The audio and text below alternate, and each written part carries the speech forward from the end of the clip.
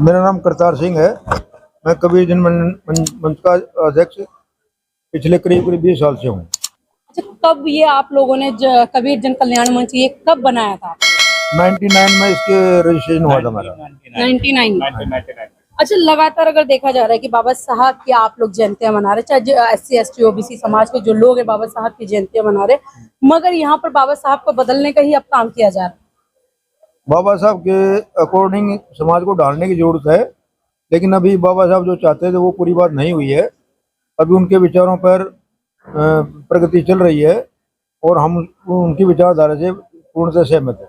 अच्छा, बाबा साहब की विचारधारा की अभी आपने बात करी और मंच से भी बाबा साहब की बात हुई। बाबा साहब ने जिस तरीके का भारत बनाने की कल्पना करी थी, क्या उस तरीके से भारत का बन पा रहा है पूरे तरीके से? नहीं, उस तरीके से नहीं बन पा रहा, लेकिन हम कोशिश करेंगे उस ढंग से बनाने की। लेकिन बाबा साहब ने तो पाखंडवाद अंधविश्वास से दूर रहने की भी बात करी थी, लेकिन अभी भी लगातार अगर हम OBC समाज की बात करें तो वो लगातार आज भी पाखंडवाद में लगा हुआ है। लेकिन SC और ST अगर उसकी हम बात करें तो कुछ % लोग संभल गए हैं, समझ गए हैं बाबा साहब को और बाबा साहब की मानने भी लगे। लेकिन पूर्ण तरीके से SC ST के जो लोग हैं वो किस तरीके से मतलब बाबा साहब को अपनाएंगे जिससे कि आने वाला भारत बुद्धमय बन पाए? वो जब तक वो सभी लोग बाबा साहब के बारे में पढ़ेंगे नहीं ना, तब तक वो उनके मार्ग पर नहीं चल सकते। पढ़ना उनको बहुत जरूरी है। पढ़ने के बाद ही आदमी समझ पाता है। बगैर पढ़े चाहे कितना भी पढ़ा लिखा हो, वो उनकी विचारधारा को नहीं समझ पाता और वो पाखंडवाद में फंसा रहता है। जी, अगर आप नहीं पढ़ पाते हैं तो वो पाखंडवाद में फंसे रहते हैं। सर, हमारे साथ में क्या कहना चाहेंगे आप? मेरा नाम सुनील भाईवाल है। मैं उपाध्यक्ष इस मंच में और पिछले 26 साल से इस मंच से जुड़ा हुआ हूँ। इस बार देखिए, सबसे बड़ी बात है लिटरेसी की। जो गुलामी ये नहीं कि शारीरिक गुलामी में किसी का बंधुआ मजदूर है, गुलामी मानसिक भी है। जिस मानसिक गुलामी में हम सालों से भरे पड़े थे और जो हमारे को पैतृक चीजें मिली हैं उससे निकलने में टाइम लगता है, लेकिन हमें खुशी होती है कि हमारे मंच से या हम जो कार्यक्रम करते हैं अगर 1% भी डेसिमल पॉइंट में भी अगर कोई कन्वर्ट होता है तो ये हमारी उपलब्धि है। और वो एक दिया 2 को जलेगा, 2 को 4 को करेगा, 4 से 8 को करेगा। ये क्रांति रातों रात नहीं आती, धीरे धीरे आती है। मुझे मालूम है मेरे फॉरफादर, उनके फॉरफादर गांव के कच्चे मकान में रहते थे। हमारी हिम्मत नहीं होती थी गांव में किसी के सामने बोलने के लिए। अब संविधान की वजह से कहिए, रिजर्वेशन की वजह से कहिए, हम यहाँ पर आए, 2 पैसे का हमारे पास जुगाड़ बना और इतनी हिम्मत हुई कि अब हम बोल सकते हैं, अपने बारे में बता सकते हैं, अपने विचार दे सकते हैं, अपने बच्चों में नए क्रांतिकारी विचार ला सकते हैं। मेरे बच्चे, ठीक है, धर्म एक अच्छी चीज है, उसके खिलाफ नहीं बोलना चाहिए, सबकी अपने अपने मानता है और अपना विश्वास है, किसी की धर्म की भावना को ठेस नहीं पहुंचाना चाहिए। लेकिन वो एक चीज है कि अंधविश्वास से दूर हो गए। अब वो अंधविश्वास में नहीं जकड़ते हैं, वो कहते हैं प्रैक्टिकल लाइफ चाहिए। तो ये एक चेंज है जो धीरे धीरे समाज को बदलेगा। और इसमें जब इतनी सदियों से जब हम जकड़े हुए आ रहे हैं तो निकलने में कुछ तो टाइम लगेगा। नहीं, निकलने में टाइम लगेगा, लेकिन जो लोग बाबा साहब की बात करते हैं कहीं ना कहीं अपनी जाति को छुपा कर रहना या अपने सरनेम को चेंज करके रहना और ऊपर से समाज में जाते हैं तो अपने आप को प्रॉपर अम्बेडकरवादी बताते हैं, लेकिन अगर मंच से नीचे उतरते हैं तो वो फिर राम भक्त कहलाते हैं। ये बिल्कुल कटु सत्य है। ऐसा ही होता है, हम डुअल कैरेक्टर जीते हैं। जब हम मंच पे होते हैं तो कट्टर अम्बेडकर होते हैं, और जब अपने लोकल समाज में जाते हैं जहां हमारे पास सर्व समाज के वो होते हैं तो हम वहाँ पे ये करते हैं, हम इनके साथ कंधे से कंधा मिला के रखते हैं। हम हर जगह ही कंधे से कंधा मिला के रखना चाहते हैं। जब अम्बेडकर होते हैं तो अम्बेडकर बन जाते हैं और वहाँ दूसरा धर्म होता है वो भी बन जाते हैं। लेकिन मेरा मानना ये है कि ठीक है, हम किसी को नाराज नहीं कर रहे। देखिए, कट्टरता हर एक चीज गलत है, लिबरल हमें रहना पड़ेगा। आप इसमें चाहे मुझे गलत कहें चाहे कहें, अगर जिस समाज में मैं रह रहा हूँ तो मुझे उनकी भावनाओं का भी ध्यान रखना है। मैंने किसी की भावना पर ठेस नहीं पहुंचाना है। अम्बेडकर साहब ये तो नहीं कहते मेरे ख्याल में कि भाई किसी का तिरस्कार करो या उसकी बेइज्जती करो। मैं अपने आप को सक्षम बताना है, मुझे अक्सर आपको सक्षम बनाना है। सामने वाला अपने आप समझ जाएगा मैं क्या चाहता हूँ। मुझे उसकी बेइज्जती क्यों करनी है, किस लिए बुराई करनी है, मुझे मैं नहीं करना चाहता। सर से जो मैंने सवाल इसलिए लिया क्योंकि लगातार मैंने देखा है कि आज भी भारत के अंदर कई जगहों पर मैं जब जाती हूँ प्रोग्राम में, वो लोग लगातार जय श्री राम के नारे लगाते हुए नजर आते हैं, लेकिन जब बाबा साहब की जयंती आती है तब वो जय भीम करते हुए नजर आते हैं। इसलिए मैंने सर से सवाल लिया। तो एक सर और हमारे साथ हैं, इनसे भी बातचीत कर लेते हैं।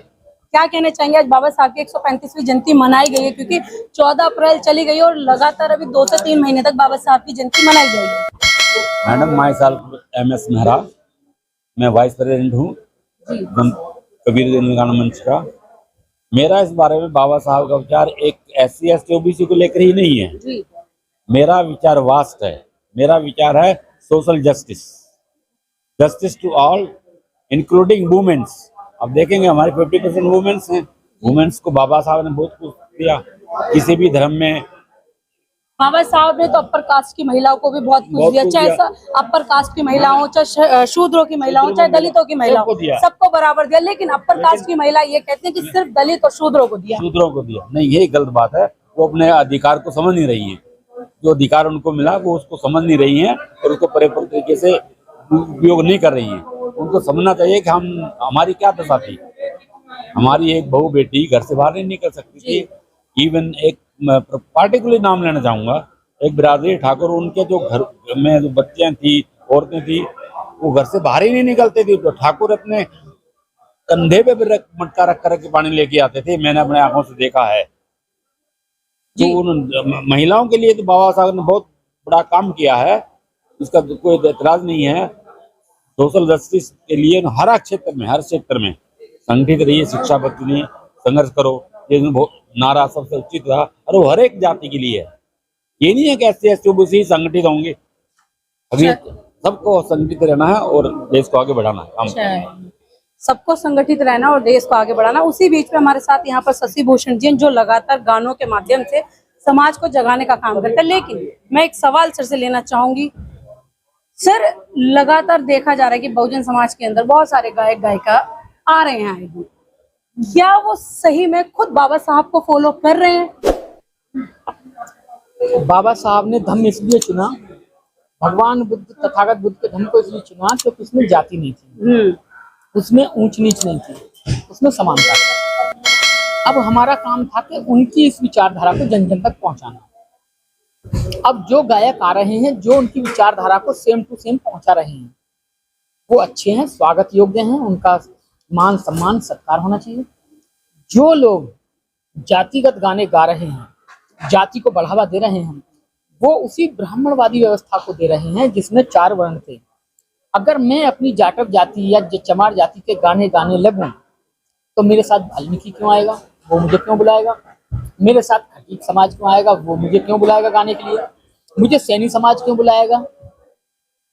तो इसलिए किसी शादी में, अम्बेडकर जयंती में मैंने जाटव के गाने बजते देखे और मैंने वो लगातार बजते हैं, जयंती में भी बज रहे हैं। और मैंने ये भी देखा है कि वहाँ किसी और जाति का व्यक्ति होता है तो वो चुपचाप पीछे से खिसक लेता है, जो बहुत ही शर्मनाक है। देश को, समाज को गड्ढे में ले जाना जैसा है।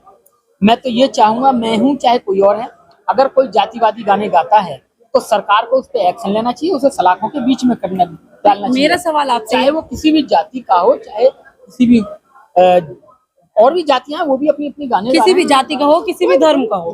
मेरा सवाल आपसे ये था कि लगातार बहुजन समाज में जो गायक गायिका अभी आ रहे हैं, क्या वो अपने घर में सही तरीके से अम्बेडकरवाद को फॉलो कर रहे हैं? क्योंकि लगातार मैं नाम नहीं लेना चाहूंगी, लेकिन यहाँ पर अगर सर समझ रहे होंगे, क्योंकि यहाँ पर मंच पर आकर बाबा साहब की विचारधाराओं को फैलाना एक अलग बात है, लेकिन अगर बाबा साहब को प्रॉपर मानना और उनकी जो बताई बातें हैं और उस रास्ते पर चलना, तो अपने घर से शुरू करना होता है।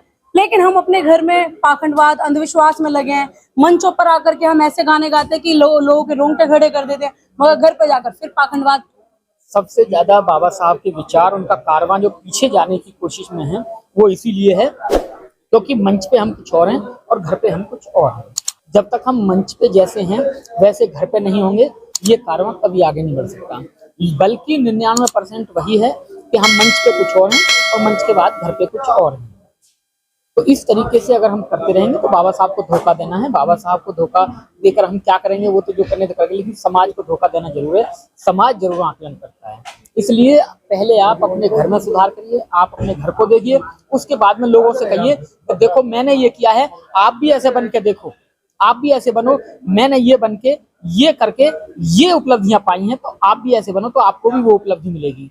तो हम किसी को उदाहरण दे सकते हैं, अपनी बात रख सकते हैं, लेकिन जब तक हम खुद नहीं बनेंगे मंच पे, चाहे हम कितना अच्छा बोल लें, बोलना भी एक कला है। जिस तरह फिल्म देखते समय, पिक्चर देखते समय, मूवी देखते समय इतने भावुक कर देता है आर्टिस्ट हमें, हम रोने लगते हैं, ऐसे ही यहाँ वक्ता भी एक कलाकारी है।